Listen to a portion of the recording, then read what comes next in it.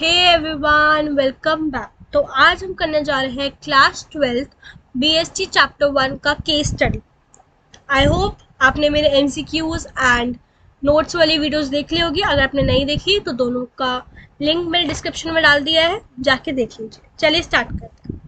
The Topper Group is looking to make a foray in manufacturing of semiconductors, and it has set up a business to seize the business opportunity. And to its prospectors, in the long run, the company has already pivoted into a number of new products like electronics, 5G network equipment, as well as semiconductor. Which organizational objective of management does the business seek to fulfill? Organizational objective में क्या आते हैं? S, P and G, right. Survival, profit and growth. इसमें survival का तो कुछ है ही नहीं ना, प्रॉफिट का कुछ है। यहाँ ग्रोथ हो रही है, ठीक है। क्या हो रही है? ग्रोथ। तो answer will be growth. Okay. Second is Vivo Mobile aims to produce 20,000 mobiles in 2017 to achieve the target. Production department price for timely production. Finance department agree for timely release of funds.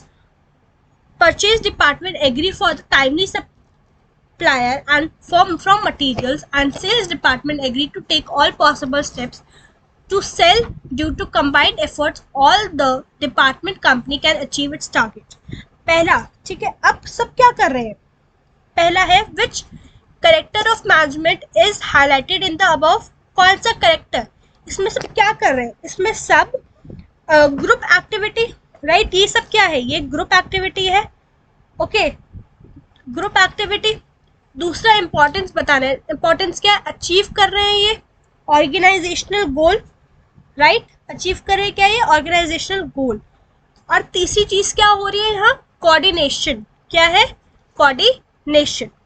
Let's come to the third is, पहले हम सबसे पहले questions पढ़ लेते हैं जिससे हमें case study में हेल्प होगी।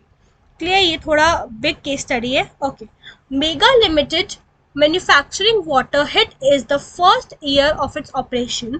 The revenue earned by the company was just sufficient to meet its cost. To increase the revenue, the company analyzed the reason behind the less revenue. After analyzing, the company decided to reduce the labor cost by shifting the manufacturing unit to a backward area where labor was available at very low rate. To start manufacturing solar water heaters and to reduce the production of electric water heaters slowly. They will not only help in covering the risk but also help in meeting other objectives. Identify and explain the objective of management discussed below. अब यहाँ क्या है? Organizational objective है। Organisation objective कैसे है? यहाँ survival की बात हो रही है कि वो अपने रेवेन्यू को इंक्रीज कर सके, राइट। क्या है? Organizational objective. अब इन्होंने क्या किया? इन्होंने यहाँ अपने लेबर्स को भी बढ़ाने का सोचा। तो क्या हुआ यहाँ? Social objective. क्या हुआ? Social objective. तो ये दो ऑब्जेक्टिव्स की बात करी गई है और आपको इनको एक्सप्लेन भी करना है। अब इन दोनों को एक्सप्लेन कर दोगे। क्लियर? पहले यहाँ ऑर्गेनाइजेशनल को एक्सप्लेन करोगे, फिर सर्वाइवल को, फिर social objective. Next, fourth is Ashutosh Goenka was working in X Limited, a company manufacturing air purifiers. He found that the profit has started declining from the last 6 months. Profit has implication for the survival of the firm, so he analyzed the business environment to find out the reason. पहला question है identify करो level of management. अब वो क्या कर रहा है? Analyse कर रहा है बिजनेस एनवायरनमेंट को, ठीक है। तो क्या एनालाइजिंग किस में होती है? टॉप लेवल मैनेजमेंट में होती है, ठीक है। अब इसकी कोई 3 अदर फंक्शंस क्या? पहले तो वो क्या नाम है? एनालाइज कर रहा है। तो दूसरे 3 फंक्शंस क्या हो सकते हैं? वो फॉर्म करता है प्लान्स एंड पॉलिसीज। दूसरा हो सकता है इंटरैक्ट करता है गवर्नमेंट ऑफिशियल्स के साथ और या आउटसाइड द वर्ल्ड के साथ, और अरेंज करता है सारे रॉ मटेरियल्स। कोई भी ये 3 जो रीजंस है या फंक्शंस है वो लिख सकते हो टॉप लेवल मैनेजमेंट के। Fifth is in manufacturing unit, purchase department purchased 50 tons of raw material for production department. Although only 40 tons was needed by the production department. Due to this, goods were overproduced and not accepted by sales department. As a result, some goods remain unsold. ठीक है, sold, unsold. तो which aspect of management is lacking above? इसमें क्या रह रहा है? इसमें रह रहा है आपका कोऑर्डिनेशन.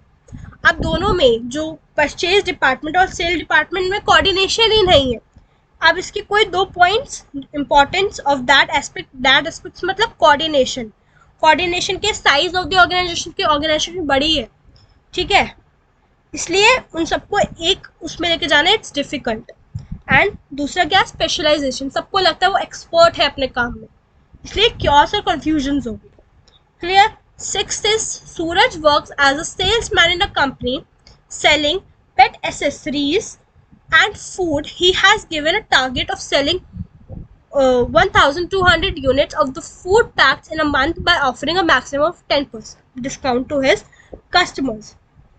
अब सूरज एक कंपनी में काम कर रहा है जिसमें उसको एक टारगेट मिला कि तुझे 1200 यूनिट्स बेचने हैं फूड प्रोडक्ट्स के, 10% डिस्काउंट देना है तुझे कस्टमर्स को, ठीक है. और अपने लास्ट 2 दिन में अपने जो टारगेट को कंप्लीट करने के लिए उसने 15% डिस्काउंट दे दिया कस्टमर्स को. क्या हुआ, कॉस्ट ज़्यादा लगी.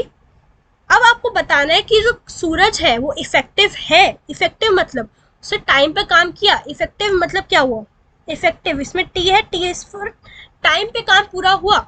इसका आंसर क्या है, यस. जो सूरज है इफेक्टिव है. क्यों इफेक्टिव है, क्योंकि उसने अपना काम जो है अपना टारगेट कंप्लीट किया. इवन उसका कॉस्ट बढ़ गया. हमें कॉस्ट से मतलब नहीं, उसने टाइम पे पूरा किया ना. That is important. Clear, that is important. Next 7, identify the dimension of the characteristics of management. It is multi dimensional which specifies that the task of management is to strength of human resources. अब यहाँ human resources आ गया और multi dimensional है, तो क्या हो गया, ये हो गया management of people. Okay. Next is Akash works as a production manager in Elite Enterprises manufacturing LED lights. Due to effective season, there's a lot of demand for their lights. Akash was given a task of producing 100 units of LED lights at the rupees 200 per unit within 5 days. For an urgent order, Akash was able to achieve the target of 100 units of LED lights within 5 days of rupees 220 per unit. Identify from the following whether Akash is effective or efficient. अब आपको बताना है उसको क्या था. उसको एक target मिला था कि तुझे 100 LED बल्ब बेचने हैं 200 पर यूनिट पे 5 डेज में.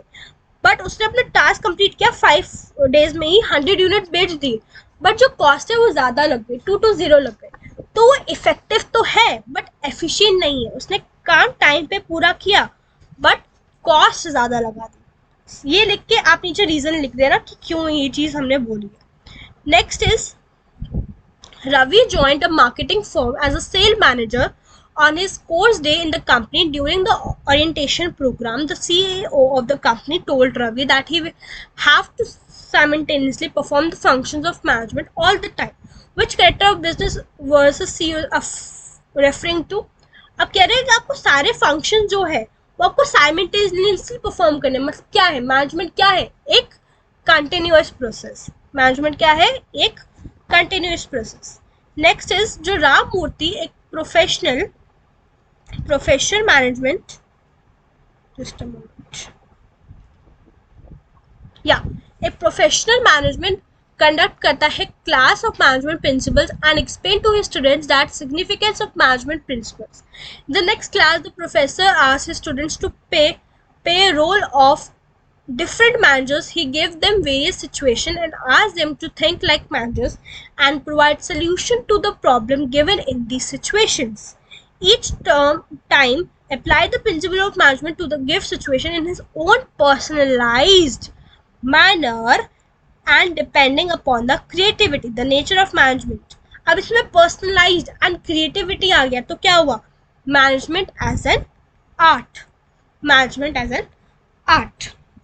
Okay, I hope you like this video. हम मिलते हैं अपनी नेक्स्ट वीडियो में. तब तक के लिए बाय बाय, सी यू.